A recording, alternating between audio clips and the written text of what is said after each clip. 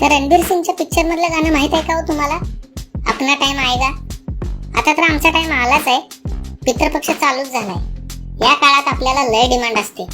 पण मला एक कळत नाही, माणूस गेल्यावर त्याच्या 3ऱ्या आणि 10व्यालाच आमची आठवण येणार का? बाकीच्या टायमाला नाही.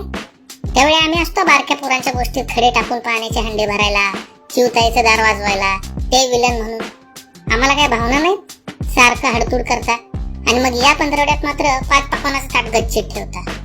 अरे आमच्या कपाळावर काय शिक्का मारलाय का आम्ही येडे आहे म्हणून? अहो घरटं बांधल्यावर मी आणि बायको जरा कुठे इकडे तिकडे गेलो की आमच्या घरट्यात कोकिळ अंडी घालते. का? तर तिला उबवायला नकोत. पिल्ली पाहिजेत पण अंडी उबवायला नकोत. येते आउटसोर्सिंग. म्हणजे काय बोलायची सोय नाही. आता सांगायचं तर नुसतं माणसंच अशी वागतात असं नाही, तर महिला मंडळी काकांबरोबरच आहे. उन्हाळ्याच्या दिवसात सावली दिसल्यावर कुठे टेकायचं म्हटलं तर बघेल तिकडे ह्यांची वाळवण असतात. जाऊन बसतो की नाही एवढ्यात दांडकं येतं. अरे बाबा, आमच्यातले सगळेच खोबऱ्याच्या वाट्या पळवणारे नसतात. जरा देवा देवा करून बसू तर द्या आम्हाला. उगा शनी देवाचं वाहन नाही. जो देव माणसाची कर्म बघून फळं देतो त्या देवाचं मी वाहन आहे हे तरी लक्षात ठेवा रे. तुम्हाला काय वाटलं, तुम्ही आमच्याशी कसेही वागायला नाही मी विसरून जाऊ का? असं कधीच होत नसतंय.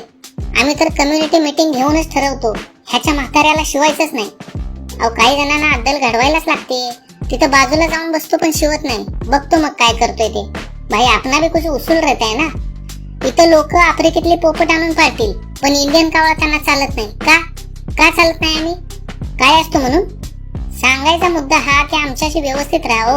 आम्ही म्हणत नाही आम्हाला फुटाणे टाका, हिरवे मूग टाका, येऊ द्या त्या द्या, ते कोणाला द्यायचं ते द्या.